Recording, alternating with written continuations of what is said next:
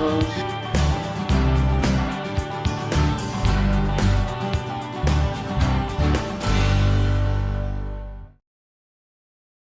Una vez que tenemos definidas todas nuestras hipótesis de investigación, debemos definir o declarar nuestra hipótesis nula para hacer la validación estadística.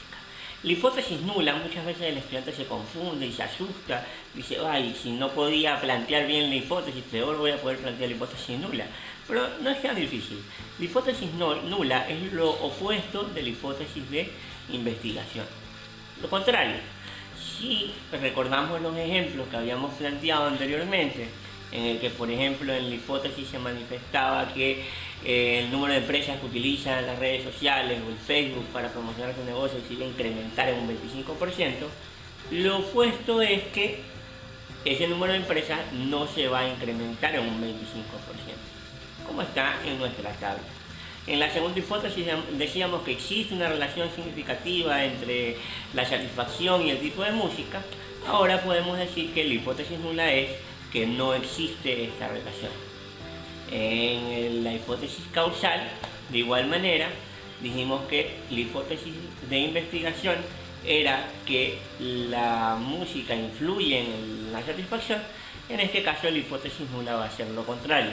La música no influye en la satisfacción de nuestros clientes. Entonces, de esta manera ya podemos dejar correctamente declaradas las hipótesis de nuestro estudio para poder analizar y plantear nuestros resultados. La hipótesis está compuesta por variables. Entonces, las variables son pues precisamente las que queremos analizar. Por lo tanto, una de las cuestiones más importantes al momento de plantear una hipótesis es que las variables que componen a esa hipótesis sean las adecuadas. ¿Qué características debe cumplir una variable para ser adecuada? La variable debe ser comprensible, debe ser concreta, debe ser precisa y debe ser una variable observable y medible. ¿Por qué? Porque si no, no vamos a poder realizar nuestros análisis y detallar nuestros resultados, ¿no? ¿Cuáles son los errores más comunes que he visto en los estudiantes en el momento de realizar su tesis? El error más común es utilizar variables que son muy genéricas, muy generales y no son claramente medibles.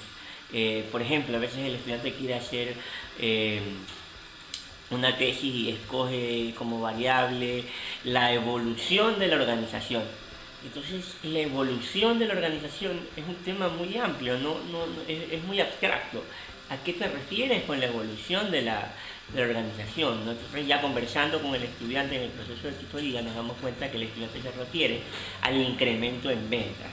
Entonces, el incremento en ventas es una variable bastante sencilla, bastante precisa y bastante fácil de medir. ¿Cómo medimos el incremento en ventas? Con la facturación mensual de la empresa. Pero ¿cómo medimos la evolución de la organización? Que podría ser temas de innovación y desarrollo, de productividad, de los trabajadores, etc. Entonces es algo muy ambiguo. Como es el caso de, por ejemplo, también hay tesis sobre el bienestar de las personas o el desarrollo personal de una persona en la organización. Se puede hacer. Podemos en esa variable desglosarla en indicadores y analizar cada uno de esos indicadores.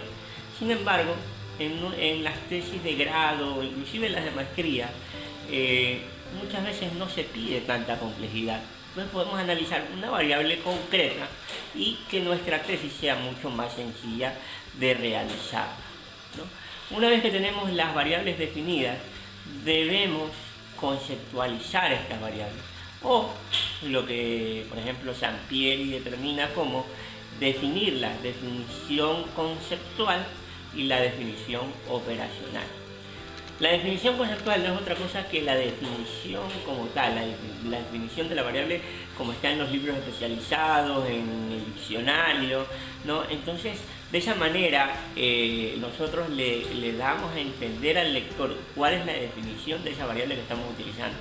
Porque la definición muchas veces puede ser distinta, o lo que una persona piensa que esa variable significa puede significar una cosa distinta. Entonces, por eso es muy importante la definición conceptual.